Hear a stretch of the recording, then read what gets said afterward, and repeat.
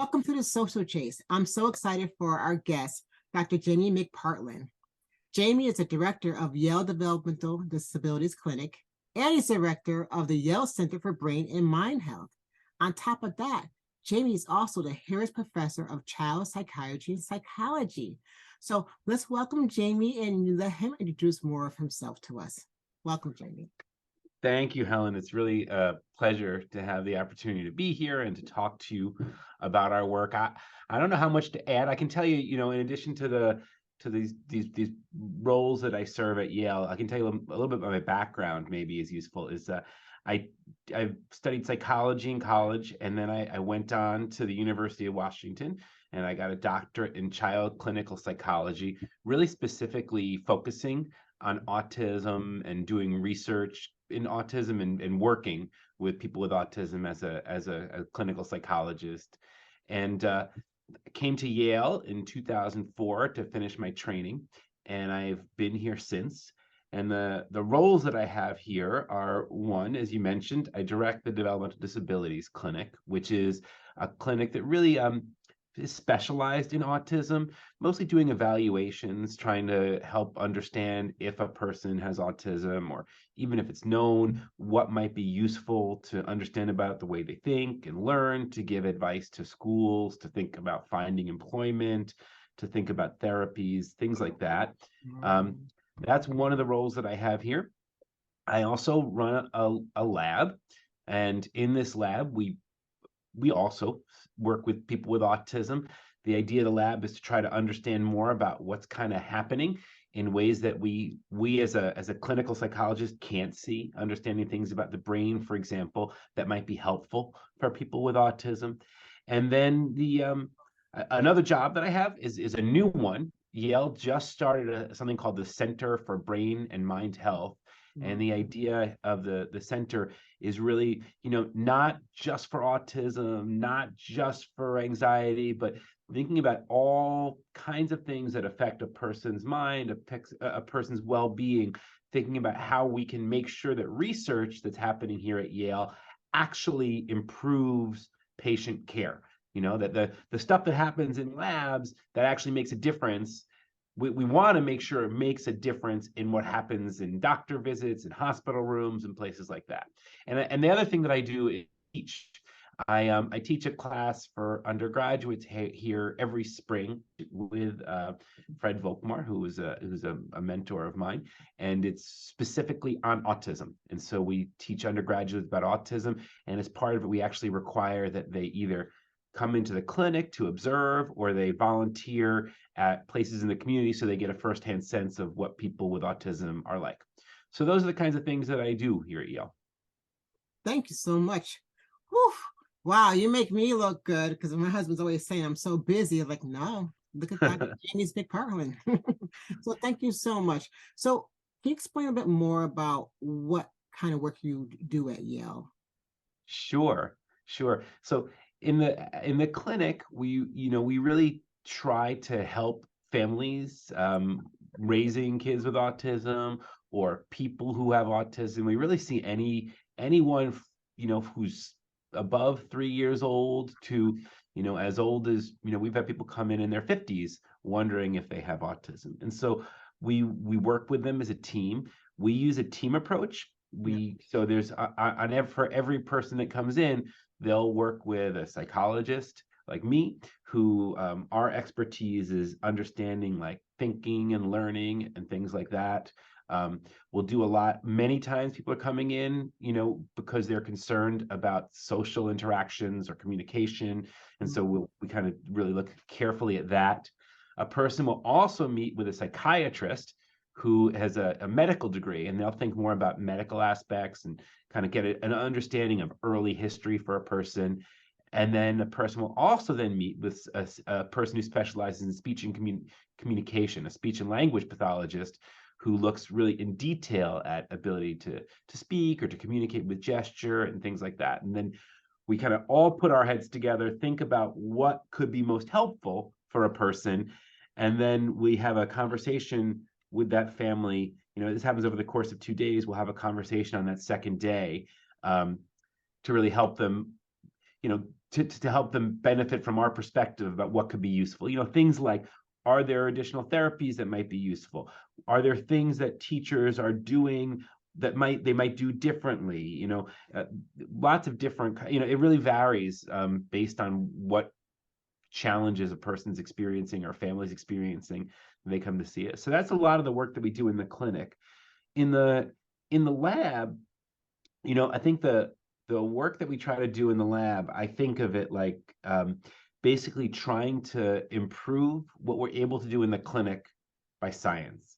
So when I'm in the clinic, right now in autism, everything that all the inferences we make, the diagnosis, picking any treatments, measuring whether a treatment would be useful, it is all done with my eyes and your eyes, Helen. I look at a kid, I play with them, I administer some assessments, and then I think, okay, this is what's going on. And then I talk to you and I ask lots of questions and I try to understand what's going on historically, what's going on at home, what's going on at school. And we use my observation and your description of a child's behavior to make all the clinical decisions. And I think that we could be even better job, I think, if we understood more about kind of what's happening under the hood. Right. Because there might be stuff that is relevant that I can't see with my eyes. And so in the lab, we try to understand what's happening under the hood. We use, things like we have a device that lets us measure the electricity that the brain produces, so we can see how things might be happening differently in people with autism. We use cameras that monitor a person's patterns of eye contact, so we can see if, maybe people with autism are looking at the world differently. And the hope is with these kinds of things, we could get understanding and then develop tools that can be even more powerful and helpful than the tools that we have now, which, as I said, are really just our eyes. So just from my own experience with Chase, when he might have been maybe 5 or 8 years old, and maybe 5, and we participated with the Yale study. And it was so beneficial to us as a tool to also speak with the school system in terms of what his needs were to help him flourish in this, and to navigate the school system. And having the word Yale on a piece of paper was actually beneficial as well. And I think that it was not very intrusive at all. Yale will not force your child to do anything that they're not comfortable with. But I think it's beneficial for parents to take advantage of this priceless service that Yale is providing to us. And it takes a day, and a lot of parents, if you can, you take a day off. We'll talk about that a little bit more. Sometimes you could talk to your employer. It could be considered a sick day where you're not losing any money, but I'm going to really stress how important it is to take this testing that's going to be at no cost to you, but priceless to you, to help your individual on the spectrum. So I just wanted to add that. I'm so glad that you said that, Helen. And I'm really glad to hear that the information that you got was useful to you. And that's something that I didn't say, but is really true. I've talked about what we do is in the clinic and what we do in the research, but the secret is that it's the same people doing both.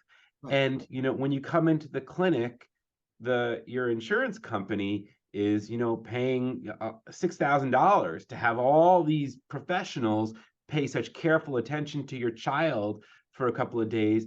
In research, we're paying the families that come in, but really we're thinking about it just as carefully. And what I didn't say is really important about it is that we treat every family that comes in to be involved in one of our studies as a clinical opportunity for that child. And so the assessments that we do are going to be very similar to all the clinical assessments. And we're going to write a report, which, as you did, can be brought to the school or can be given to a pediatrician or a therapist that will, that have really specific and hopefully useful advice about, what we've learned about the child and how that can help with their education or their therapies. And so, yeah, we really try to make participation in research something that is, the nature of research is like when you come in, the things that we're learning about the brain are going to take years before they can really help someone clinically. But what we try to make it is that every family who helps us learn about that brain is really getting help that day because of the contact with the clinicians. And we try to be a resource. A lot of the families that we that are involved in our studies, they'll come back, they'll call and say, hey, it's a new year. It would be great to get another look and get some updated advice. Can we come in and see you again? And so a lot of these families, we are able to be kind of almost like a consultant over time, giving advice. And it's really nice for us too, because we get to see a lot of these children grow up and have relationships with people over time, and hopefully do something that's useful to the families. Yeah, it's like I said, it's a great opportunity for any parent, to be honest with you. So we're talking about autism. So what prompted you or encouraged you to be more involved with autism? So, it's kind of serendipity, I guess. When I was I went to college, I was absolutely sure I was going to be a lawyer. And then I went to college and I thought, I took a psychology class and I thought, wow, this is really interesting to me, trying to understand how the brain and how the mind work.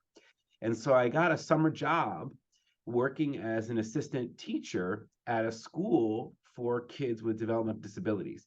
And a lot of the kids in the school had autism.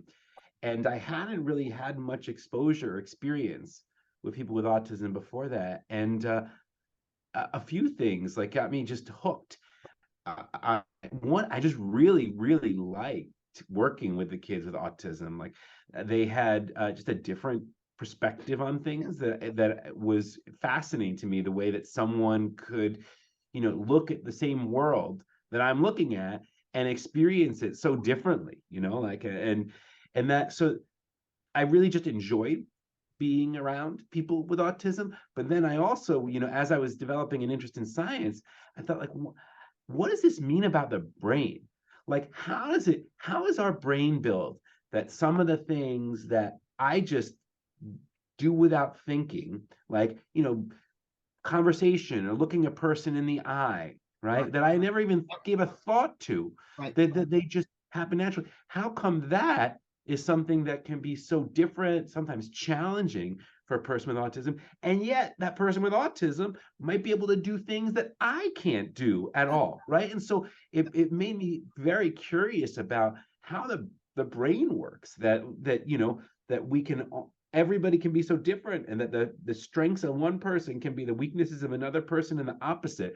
And so that really got me excited about that. And yeah, so I think that was it. It was those kids, working with them and enjoying it and getting curious about the brain, and then also getting curious about how the field of psychiatry and psychology make decisions. One of the things that struck me, I remember those, the first day meeting one kid, and the teacher said to me, "Oh, Jamie, this is so and so, and he has autism." And that kid, didn't use any language at all and really didn't interact with me very much at all. And then she said, "Oh, and then this is another child, and this child also has autism." And this second child came up to me and started reading to me from The Cat in the Hat. And I thought, what's going on here? Like, what is psychology doing that these kids have the same, diagnostic label? Like, what's happening here? And so I guess all those things kind of got me hooked. And then I went to at the time I went to Harvard as an undergraduate, and there wasn't really anybody who was doing research in autism at the time. I found a guy, really nice professor, who actually studied the history of psychology, Shep White, who said, "Okay, I don't know anything about it. You want to study autism, though? I'll help you study it." And so I just started doing research in kind of on my own. The first studies that I did were I would go to residential facilities in Massachusetts Mm. and try to see, there was an idea at the time, like, okay, if people with autism maybe don't enjoy as much or have difficulty interacting with another person face to face, would it be useful to use computers, like to get important information? Like if you want to find out whether a person is getting the health care that they need, instead of me doing an interview with them, maybe if I had a set of computer questions, it would work better. And so at the time, it was funny, Helen, because at the time there was no research budget. And so my parents let me borrow their station wagon for the semester, and there was no laptop, so I would go around to these places and carry like a big old television monitor, a big computer, and I would set up shop in there for the day. And so then I graduated, and I went to there was much we live in a much better world in terms of resources and places studying autism and clinics for autism. So when I started graduate school in 1998, much fewer. And so it was a really easy choice. I wanted to be a psychologist. I wanted to study autism. I wanted to understand how the brain worked. And really, I could find one place to do all those things. And so I went to Seattle and had a great experience studying there. And then I've been, very excited to have the opportunity to come to Yale, which, for a long time has been one of the places that does the best clinical work for people with autism. This clinic that I now oversee was, to my knowledge, when it was founded, when I was I was still in grade school, but it was the first clinic really specifically specializing in autism in this country, and so I was really excited to be able to come here and live in New Haven and work at Yale and get to work with a great team of people who are also really excited about autism. So that's how, and I've been here since 2004, so a long time now, and different jobs over the years, and I just feel very happy and very lucky to be here. So I hope our audience sees your passion that I see. And that's what us parents really appreciate, that we could tell that you really care about what you're doing. When you show that, then we know you're going to care for our child. So I hope everyone sees the same thing I see. Even when I did go to Yale with Chase. So thank you for your passion and your dedication. I really appreciate it. So one of the things I wanted to ask you was, how will the studies of your research in your labs benefit families raising autistic children? It's a good question. It's a hard question too, because one of the things that's really challenging about research, as a person who went into this field partially because most of us want to help people, right? And the benefit and the problem with research is that if you learn something important through research, you could maybe help millions of people, right? But it's not going to happen today, right? It's going to take time. It's a process. And I'm glad that we've actually made really important progress in that process, in the past few years. I'm happy to talk about that too. The clinical side of things is kind of the opposite, right? Like, think about it. In my life, if I did clinical work all day, every day, I could never see a million people, right? But every person I see, hopefully, if I'm doing my job well, every person I see is going to be a little better that day, right? And so the research, the benefits of the science for the kids that come in, it's their kids that will be benefiting from the science. The benefits to the immediate families are going to be the clinical pieces, that you're going to have people who really are experts in autism and are thoughtful about it, working closely with your child, thinking about what's going to be, what's happening. If your child is struggling in areas, why, what might be used to benefit, what can you say to the school to get the help you need, what is the right kind of help you need. And then also, I think also the relationship too. I think just, as we've talked, I'm a big believer in conversation and relationships for the sake of it. Because you know, when you know people and you know what's out there, you have this network. And I think so one of the things that's helpful is for many of these families now, we're a part of their network. Right. And so there might be things that they don't know that they need today that they may need in a month or in a year. And we have this relationship, and so they can come together. And like this too, it's bi-directional. Like, as you know, there's things that I've wanted advice on from moms or from people in the community, and so it's helpful for us too. So those are the ways I think that the research can be beneficial. And I also will say too, you said, you commented on my passion. One of the things I really enjoy about being in autism in the field is the parents, like the level of dedication. I mean, like dedication, like grit. I don't know what the word is. I think about Yeah. a mom who would tell me that her daughter just wouldn't sleep at night. And not like an infant. Like this is an adult daughter who doesn't sleep at night, and the mom was in perpetual worry that she's going to wander out, get lost, get hit by a car. And so what this mother would do is at night she would sleep on the ground in front of her daughter's door, just so that if the girl got up, she was a human alarm system. She would know, and she could keep that kid safe. And I think of that as like a quintessential example. Like parents of kids with autism they're just another level. Parenting is hard. I'm also a parent, right? And my kids are 13 and 15, and they don't have any developmental concerns. Teenagers. Parenting is hard, right? But the parent, I find it very inspirational to work with the parents of kids with autism, who also often just manage to have such a wonderful and positive attitude, and see that are able to see you know the good in situations that can be so challenging in so many ways. And so that's something that I very much value about the kind of work that we do too.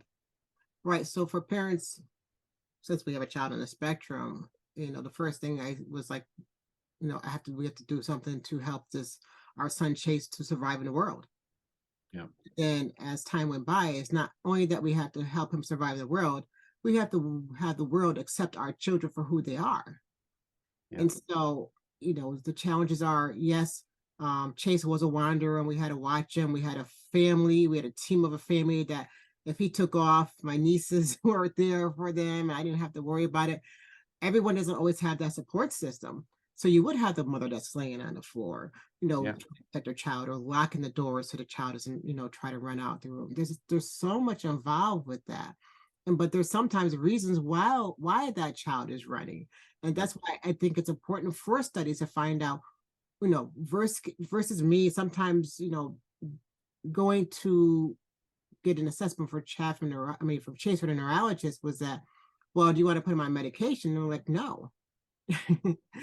No, we got to figure out how we're going to live with this first before we talk about medication. And so that's why I think it's important for the Yale study to find out what might be causing this, and are there other ways to approach it, and it might be medication. But those studies are very important and very beneficial to parents, as well as parents will need those type of studies in the future if they need additional services for their child, because the first thing they'll say is, do you have an assessment? Yep. Even if the child has to go on Social Security, do you have an assessment? And that report is definitely beneficial as well for any future services for a child. So it's not just in the now, it's also in the future as well. Yeah. That's our hope. So one of the things that, I noticed, and I think is challenging, is the diversity of these type of testing. And, as a person of color, African American, sometimes we don't trust certain facilities or doctors or testing. But I feel like this is very not invasive. But so how confidential is the testing you do, and what challenges do you have? Do you have enough diversity? And if not, let's figure out how a way we can have more diversity, because I think it's important for us to be part of the equation of your studies. Yeah. No, these are really, really, really important questions, Helen. to speak to the diversity piece, like, no, we don't have enough diversity. We don't. It's a problem. Most of our studies are studies of white children, are studies of children whose parents who have the flexibility to say, oh, I'm gonna work from the waiting room today, right? That, or who could say, oh, you know what, whatever, I'll take a day off. It doesn't matter. Those are real problems for us. It's one of the things that we're trying to do a lot better. I don't think it's going to be so useful if our science only tells us something about a certain group of people. I want it to be as relevant to African American people, to Hispanic people, as it is to white people, and that can only happen if we are seeing everybody. I think what we've tried to do, we're learning. We're learning, and people are teaching us, and we're having conversations. We recognize that we have a lot of learning to do. Some of the things that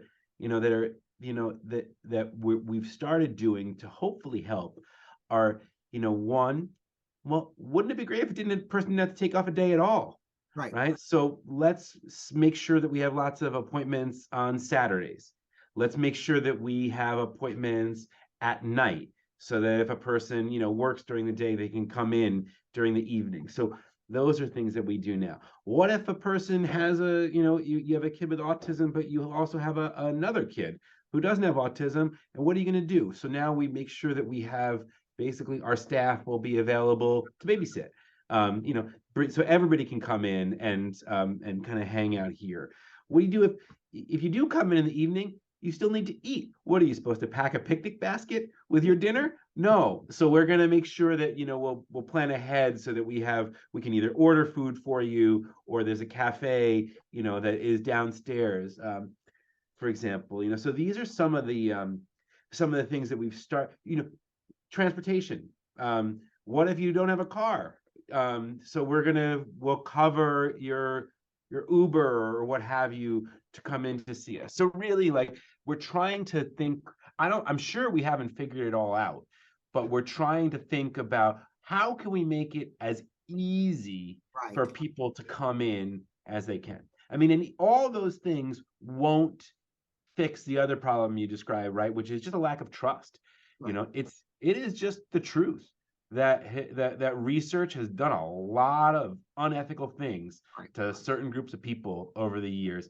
And there's nothing that I can do that can change that. I can own that I am a part of an entity that has done some bad stuff historically, and probably continues to do stuff that isn't great.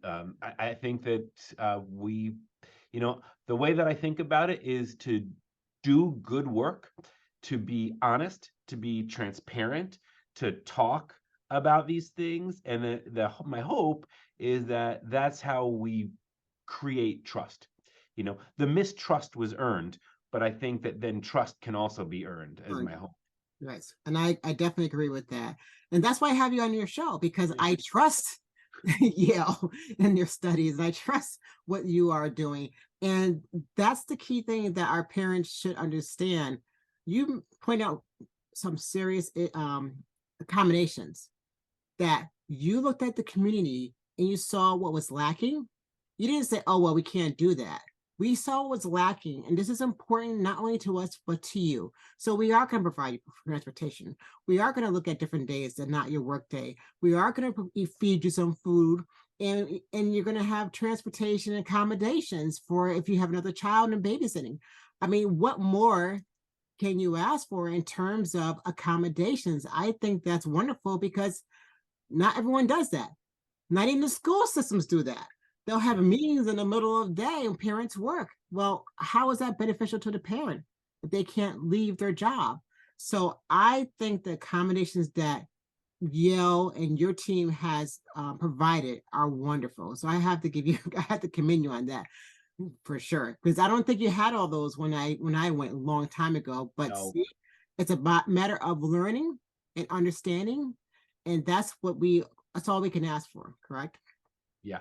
And the other thing too, the one you said, what else could you ask for? Well, the other thing you could ask for is like reasonable compensation for your time.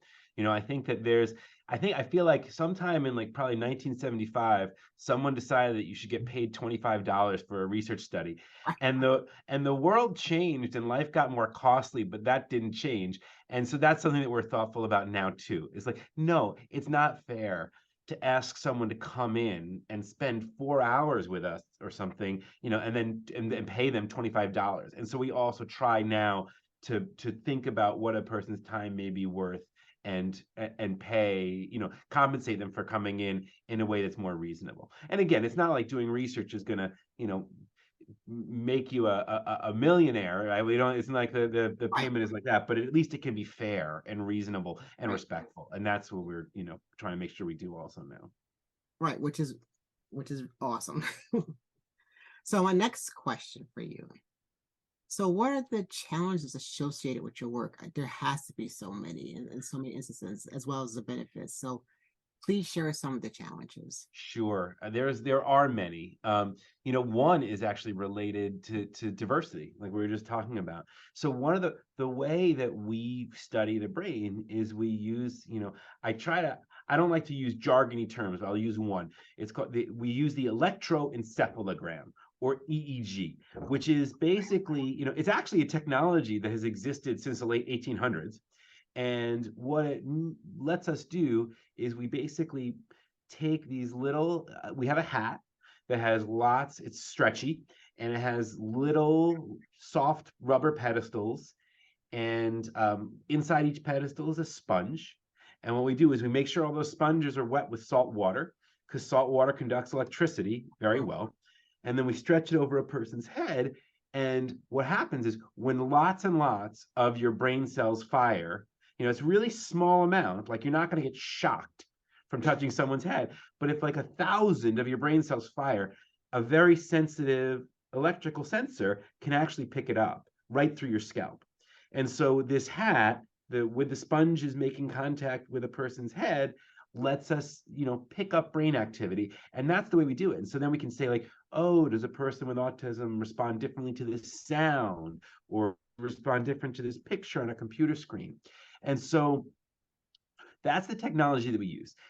It's not something that we've invented. As I said, it was built in the 1800s, and it's the same technology. Like if you ever had a child who a doctor was worried that they are having a seizure, Right. this is exactly what they would use to see if the brain activity is different. Or if you have a newborn and they're concerned that the newborn might not be hearing, you can't ask a newborn whether they hear or not. And so they actually do the same thing. They'll look and see if the brain stem, they'll use EEG to see if the brain stem is responding to sounds. So it's an old technology that's been useful, and our hope is it could be useful in autism. But here's the big problem: is to get, you know, with my hairstyle and my hair, it is going to work very well. But if it's a person who has thick curly hair, who has braids, protective hairstyles, it is just like the almost impossible with some hairstyles to get these electrical sensors to make the kind of contact with the scalp that we need. So there's an inherent, like built into the science, is a built-in challenge in involving everybody in the research. There's two ways that we can come at it. One is a problem I'm not really smart enough to solve, is like the problem an engineer is going to solve. Like, how do you create an electrical sensor that is built differently so that it doesn't have this problem, right? And that's not I don't have that kind of expertise. Mhm. The kind of thing that we can do is think about problem solving with the existing technology, right? Like, is there a time, like if a person's going to change their hairstyle, could we time it so that when braids are out, we would schedule a visit so that we're not, you know, to be absolutely honest, Helen, do you know that the 10 years ago, they would just say, no, if you want to come in, take out your braids. Like, who's going to do that? Like that, right? And so, you know, we can time it.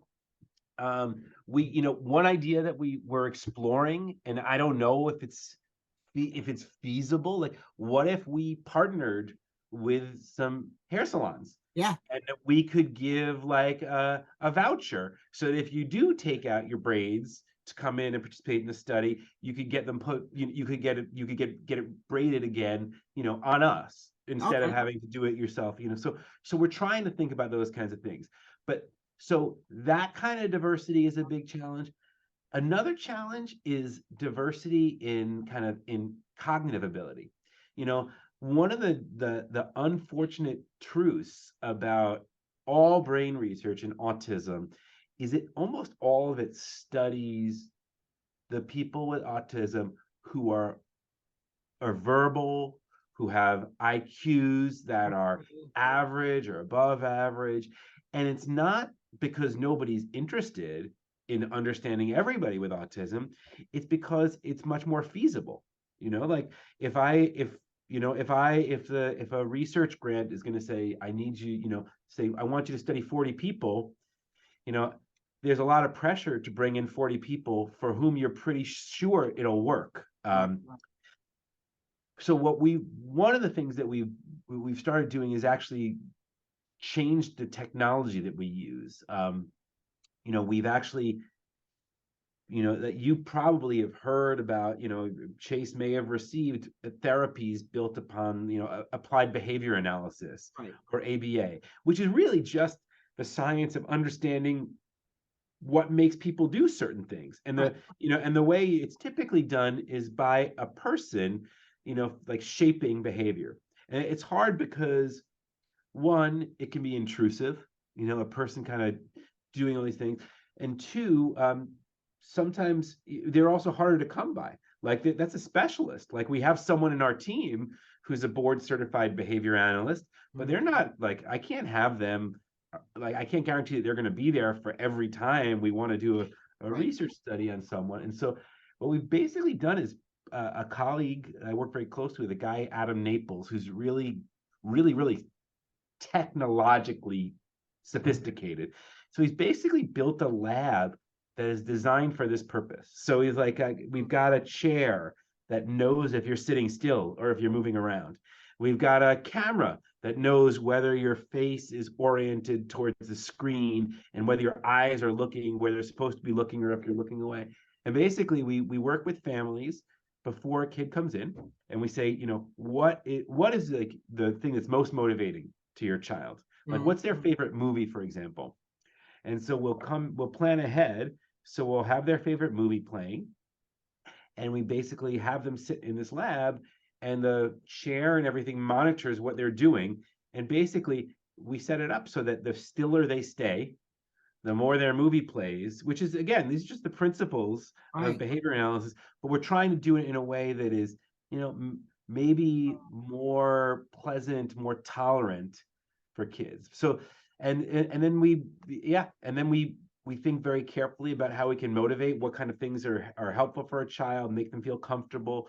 We plan in advance, we get them used to our hats. And so we're really doing a lot better now. And we are, we have a specific study where that's the whole point of the study, is to create this technology and show that the things that we've done for a long time in kids with average IQ are working can work in kids who would have IQs much lower. And so that's another real challenge, and a place that I'm actually excited about the progress we're making in terms of that's the diversity of the spectrum.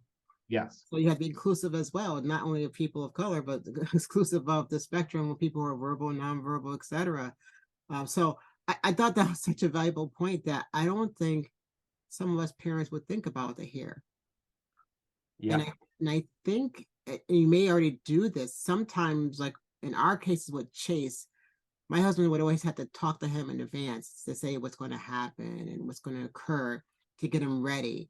And maybe there could be like a certain cap, like a bathing suit cap or something along those lines that you could send to the parents in advance to say, for them to start getting used to wearing that, and give them some script for the parents to talk to the child about why they're doing that. Just like some individuals weren't used to wearing a mask and now they wear a mask.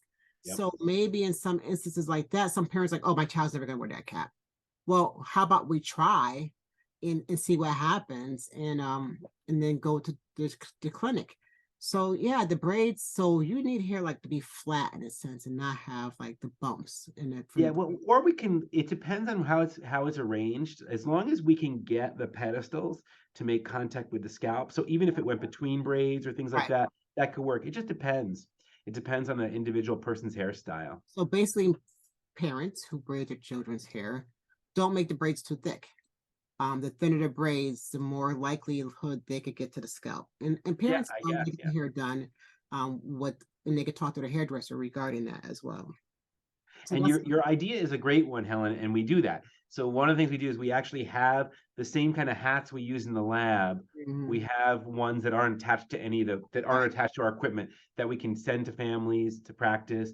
And we also have, what we call a social story, which basically like a pictures describing all the things that will happen so that families can kind of go through with a child before coming in, and so it's a little more familiar. I think it even makes a difference that, having seen the pictures of the people that you're going to be working with that day, makes our hope is even something like that can make it a little more welcoming. We recognize like this is a different place, person's coming in, they're doing things they might have not have done before. Right. We want to make it as, we want to make it as unstressful and familiar as we can. And just for parents, the electrodes do not hurt the child's scalp.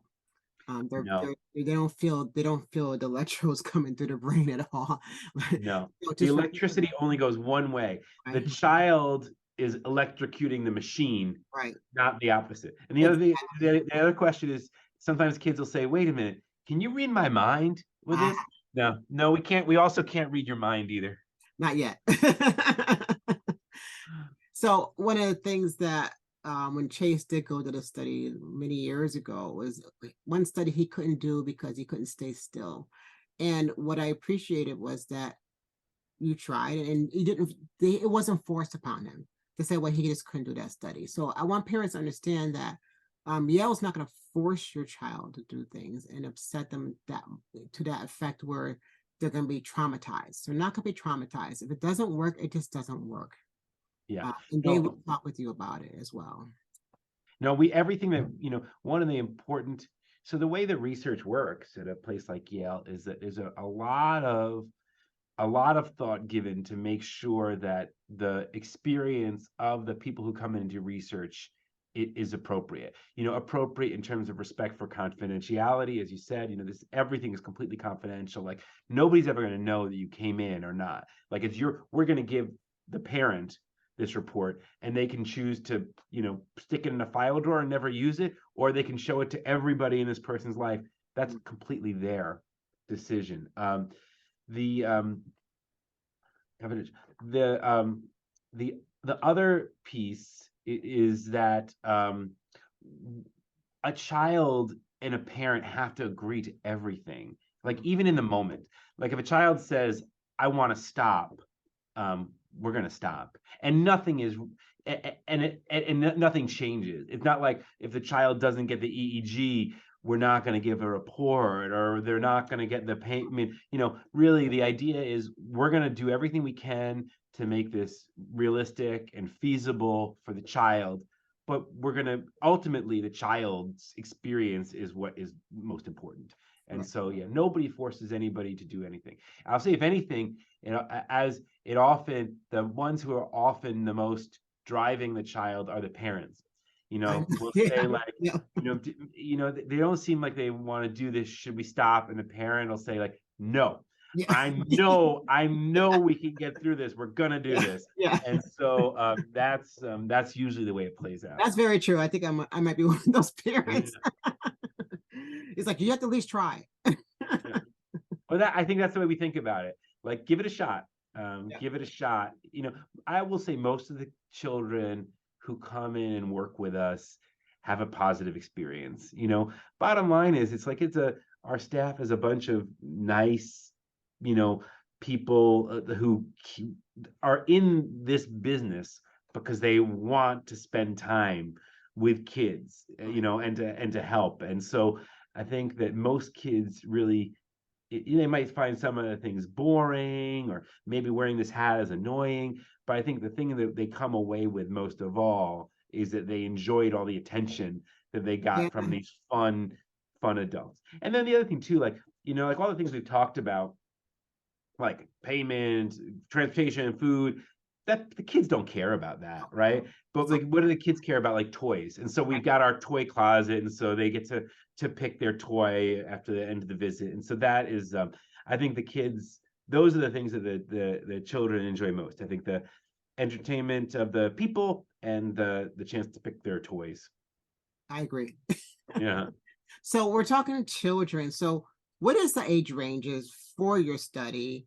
And why would people be even interested in participating in your research for your lab for that particular age range? Sure. So in terms of age range, right now we're seeing pretty much people between like 3 years old to probably like 45 years old. And the reasons for people to come in it varies. I think some people come in because they're excited about science, and they're curious, and they want to see like what do my brain waves look like. I think there's people who come in because they're excited about the possibility of helping scientists understand how we can do better for people with autism.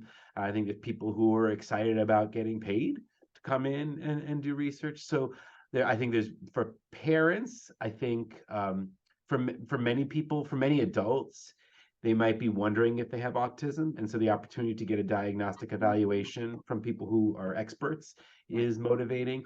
And I think for many parents, as you've described, the clinical report is maybe the most valuable thing, because they're hard to come by. Yeah. Like there's many clinics have waiting lists, and it's so critical to be getting regular kind of updates on a child's functional levels to inform school. And so I think for most parents, that's the most valuable thing, I think, for most parents.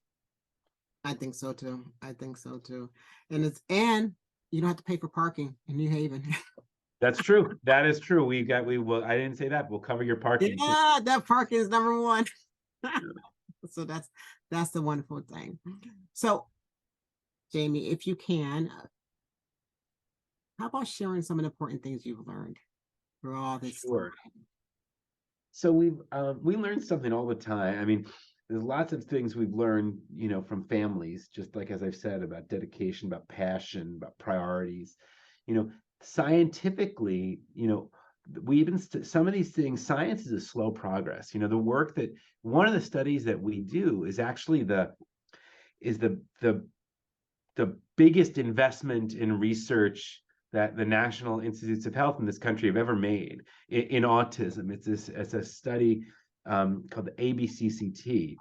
And the idea of the study is actually to try to look at some of the findings from research studies over the past decades in a way that lets us really kind of draw some important conclusions, and then try to figure out whether these things are things that could kind of change the standards of clinical practice and clinical research.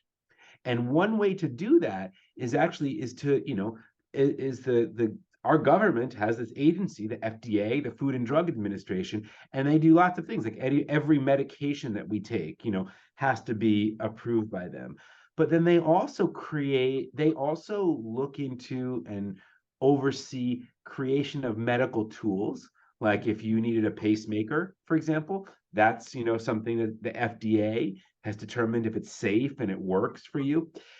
But they also now are starting to, this is very new for them, to think about tools that are less like devices and more like pieces of information. And so I keep saying, like, we were limited by what we can see. We want to look under the hood. And so, a term that we could use would be to say, like, under the hood is our biology, right? Mm-hmm. Like the science of our bodies. And what the FDA would say, like a tool that's based in the biology, what they would call it is a biological marker, which they call biomarker, right? So like biomarkers. And biomarkers, that's basically the jargon that you would use to say what I've been saying, is like, I want to stop just using my eyeballs and start looking at things that can really tell me about something about a person's biology. That's a biomarker. And it can be useful in many, many ways. It might be useful to tell us who has autism and who doesn't, in a way that we could do it earlier in life, or we could do it, like we're in New Haven, there's lots of experts in autism. But what if you're like in a, on a rural farm somewhere where there's not a person who's ever, a doctor who's ever treated a person with autism within 100 miles, right? Like maybe that could be helpful there. Maybe it could be helpful figuring out, well, which kind of treatment, like, is this person going to benefit from this kind of treatment or this kind of treatment, this kind of medication, that kind of medication? Maybe one of these biomarkers could tell us that, which is, again, something that we have not been able to do very well just with our clinical things alone. And then also measuring whether a treatment works. It's kind of, in autism, most of the treatments are designed to change social behavior, right? Most of the kids that come in with us to see us, they're coming in because they're having challenges interacting with people, maybe having challenges making friendships. Like even if there was a magical treatment that could change, like that could make you the most social person on earth in a minute, you know what? If you come in, Helen, and I ask you before the treatment, how many friends does your child have? Then we do this treatment, and you're walking out the door, and I say, how many friends does your child have? The answer is going to be the same, because those things take a lot of time, right? So the biomarkers also could maybe let us see that changes are happening inside the brain, inside the body, instead of waiting so long for some of these changes to happen out in the world. Right. And so these are things that I think are really important. And so an example, I would say like one of the most important things that we've learned is when I was in graduate school, we were studying, we thought, okay, faces, social information is really important. Seems to be a thing, autism, so diverse, so heterogeneous. But the one thing I think is the biggest commonality is a difficulty interacting with people, like in an intuitive way. And faces are so important, right? So maybe we can study the brain associated with faces, like how brains respond to faces. And what we found now, 18 years ago, we published this paper, is that in the people with autism, even, they're just as smart as the people we brought in who didn't have autism. The difference that we saw is their brains responded to faces more slowly. And this now, we found this for the first time in 2004. There's gotta be probably 40 studies that have looked at this, and most of them find the same thing. And so this big study, this ABCCT, looked at that and looked at a number of other kinds of biomarkers like that, basically to say, okay, can we really do this in a way that's conclusive? And say, go to the FDA and say, you know what, maybe this should be something that can be used not just in some research lab at Yale, but could be used in a hospital anywhere to help somebody. And so we engaged with the FDA, and we were, for the first time ever, for any kind of for autism, for any neural condition, the FDA said, okay, this sounds like this could be a good idea. And so autism, for before any other psychological or psychiatric condition, FDA is considering 2 of these markers for autism. So that doesn't mean that we're there yet. I mean, it's like this is the easiest first step of a really complicated 3-step process. But at the same time, I got to say, for a person who's been studying autism, my whole career, I'm proud of us. Like the people who care about autism have gotten here first. People have been studying depression a lot longer. People have been studying schizophrenia a lot longer.